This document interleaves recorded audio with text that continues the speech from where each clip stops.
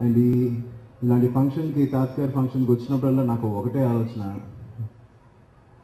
ఆయన బండిని చూశారు, కళ్యాణ్ బాబాని చూశారు, నన్ను కూడా చూస్తుంటే బాగుండేదే అని చాలా అనిపించింది. అంటే నన్నంటే చిరుక సినిమాలని. సో అది నాన్నమ్మకి అమ్మమ్మకి ఎప్పుడు ఇంటికి వెళ్తున్నా సండే పూట ఇలా చెప్పేవాడిని, అమ్మమ్మ ఏంటమ్మమ్మ ఇలా చూడకుండా వెళ్ళిపోయారు, చాలా బాధగా ఉందండి. నువ్వే వరి అవకరా, ఎక్కడున్నా ఆయన చూస్తూనే ఉంటారు అన్నారు. సో సో ఈ సందర్భంగా కొద్ది రోజుల క్రితమే నాన్నగారు ఇలా కొత్త సినిమాలే కాదు పాత సినిమాలు కూడా చూడాలి అని చెప్పి కొన్ని 10 పాత సినిమాలు డివిడీలు తెప్పించి నాతో నన్ను నేర్చుకుని ఏదైనా చూడమన్నారు. సో అలా పాతాళ భైరవి సినిమా మనం తెప్పించుకుని మళ్ళీ నేను చూస్తుండగా ఎస్వి రంగారావు పాత్ర ఆయన కూడా ఒక పాత్ర చేశారు. ఒక సర్కిల్లో డ్యాన్స్ సాంగ్ లీడ్ ముందు సీన్ అనమాట. చాలా చాలా బాగుంటుంది, చాలా సరదాగా ఉంటుంది. ఎప్పుడు పాతాళ భైరవి ఇప్పటి వరకు ఆయన ఎంత ఆరోగ్యంగా ఎంత బాగున్నారు.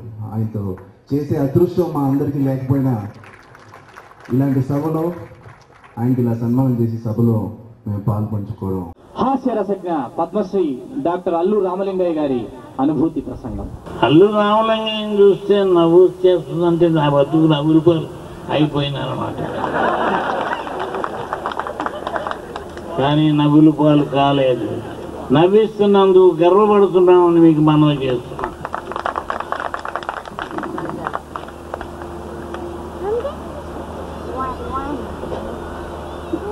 మానవుడు పుట్టినప్పటి నుంచి గిట్టే వరకు అంటే చనిపోయే వరకు ఒక సెకండ్ ఆకుండా మానవ మేధస్సు పనిచేసుకుని ఉంటుందట. ఉపన్యాసం చెప్పడానికి వేదిక ఎక్కినప్పుడు తప్ప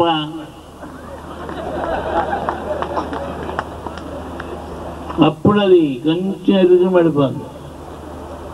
ఇంతమంది మాట్లాడి ఇన్ని విషయాలు నన్ను గురించి చెప్పిన తర్వాత ఇప్పుడు నాది కూడా అదే గతి పట్టి ఉంది.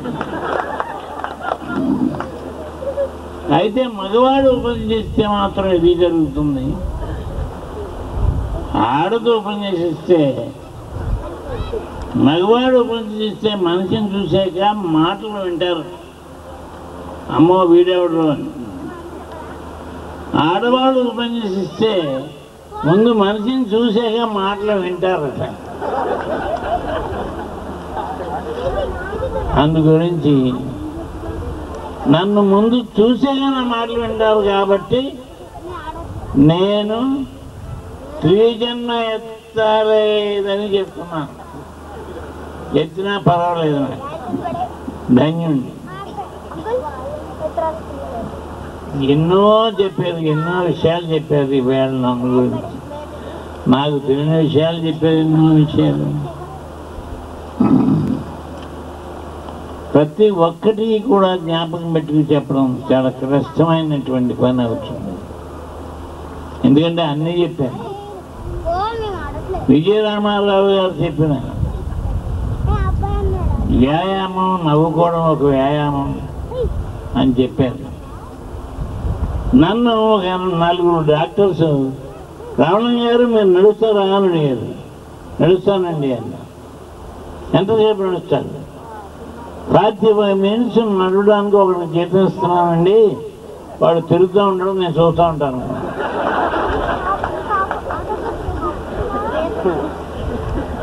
అదే నా వ్యాయామం. అంచేత అది నా దౌర్బల్యం అని చెప్పి మీకు మనవి చేస్తూ విజయరామారావు గారు నవ్వు గురించి, మనసు యొక్క ఆహ్లాదం ఎలాగ లభ్యమవుతుందో, ఈ దవడలు ఎలాగ వ్యాయామపూరితం అవుతాయో, దానివల్ల ఏ ఏ మార్పులు శరీరంలో కలుగుతాయో వారు చెప్పిన తర్వాత కొంచెం స్వార్థం పుడుతూ ఉంది. మనం తప్పు చేస్తున్నాం, జీతాలు ఇచ్చి నడిపించడం కాదు, అది మనమే నడవాలని అనిపించింది.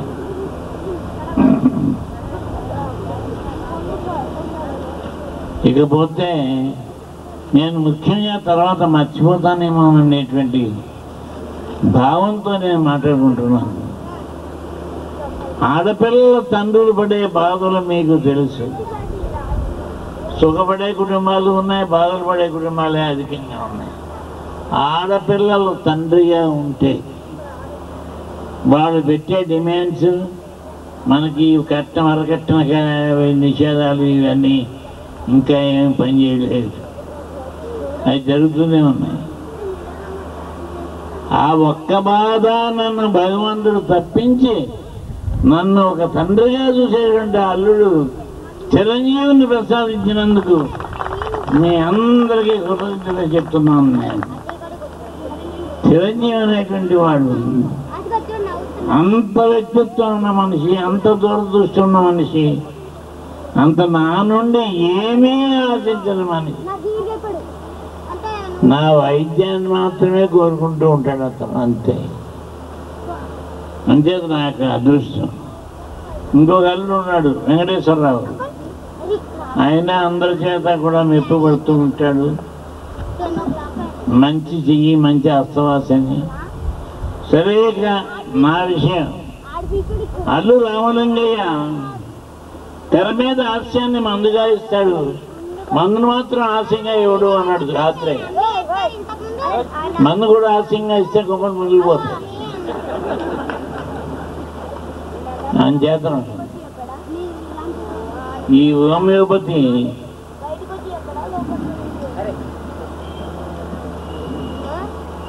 డాక్టర్ నోరి నారాయణమూర్తి గారండి నతాపురం, ఆయన నేర్పి ఆయన నాకు పెట్టించి ఆయన జనంలో పంపించి ఆయన వైద్యం చేశాడు. మహానుభావులు లేరు, అస్తమించారు. ఆయనకి ఎక్కడున్నా కృతజ్ఞత. ఆఖరి దానివల్ల నేను హోమియోపతి కాలేజీ రాజమండ్రిలో కట్టించి మా అబ్బాయి 1,00,000 రూపాయలు, 8 లక్షల రూపాయలు చిరంజీవి ఒక 50,000 రూపాయలు సంతాలుగా ఇచ్చి నా పేరు పెట్టించి గవర్నమెంట్ టేకన్ ఓవర్ చేయడానికి విజయభాస్కర్ రెడ్డి గారు సహకరించి ఇంత చేస్తే ఇప్పుడు 200 మంది విద్యార్థులు ఆ కాలేజీలో చదువుకుంటున్నారు హోమియోపతి.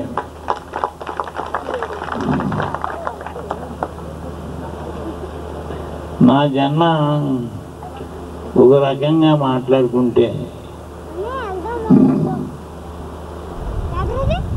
తదేబిడిగూడెం సెంట్రల్ జైల్లో, తదేబిడిగూడెం సబ్ జైల్లో ఉన్నాం, నరసాపురం సబ్ జైల్లో ఉన్నాం, రాజమండ్రి సెంట్రల్ జైల్లో ఉన్నాం, కర్నూలు సెంట్రల్ జైల్లో ఉన్నాం, మెడ్రాస్ పెన్సిటరీ జైలు అనేది ఒకటి ఉంది, అందులో ఉన్నాం.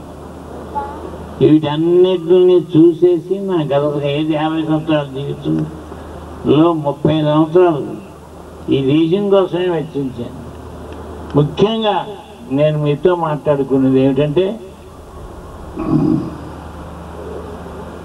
అమ్మా నేను మాలోడు ముట్టుకున్నానే అని ఇంటికి వెళ్ళి ఏడిస్తే నా తల్లి నీ అమ్మగడ మారిపోదని చెప్పి నీళ్లు తీసుకొచ్చి బింది నీళ్లు నెత్తిని పోసి పసుపు నీళ్లు జల్లి నన్ను ఇంట్లోకి తీసుకెళ్ళి అక్కడి నుంచి పట్టుకుందా నాకు ఆలోచన.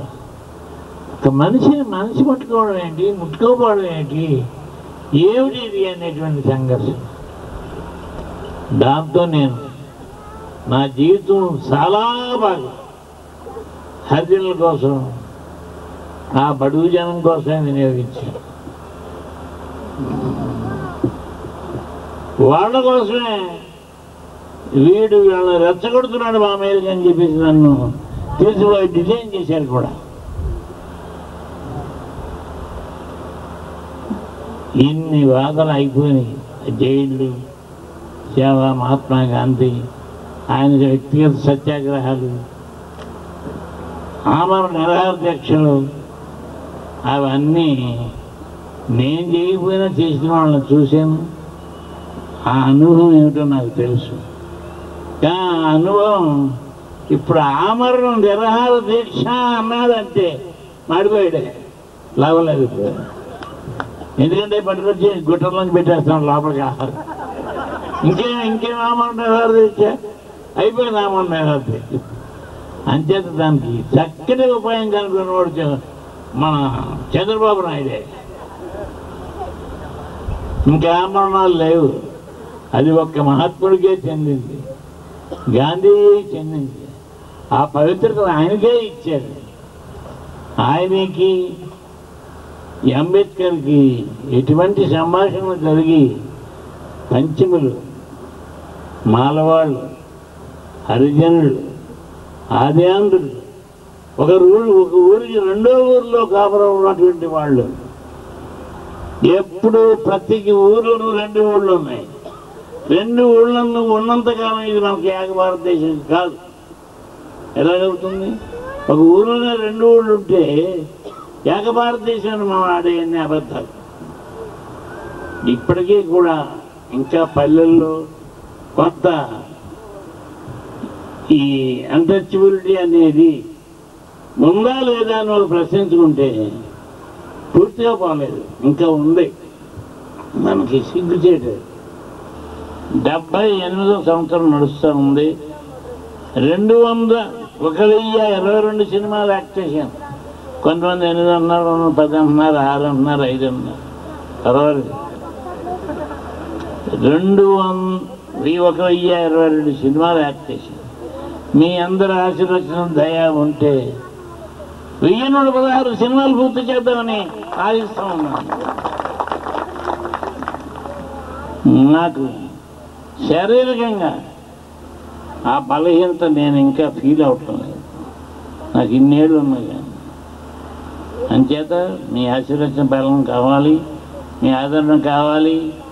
మీరింత మహోన్నతమైనటువంటి సభ జరిపి నన్ను ఇంత సంతృప్తిపరిచి ఇంత ఆనందం చేస్తారని మా రసజ్ఞవాదిని నేను ఆశించలేదు. కానీ ఆశంగానంత జరుగుతుంది కాబట్టి, జరిగింది కాబట్టి వాటి మిక్కిలి ఒక్కొక్కరిని పేరు చెప్పలేను కానీ ఒక్కొక్కరిని అభినందిస్తూ ఇక్కడ వచ్చినటువంటి పెద్దలందరినీ కూడా ఒక్కొక్కరిని మనసులో తలుచుకుంటూ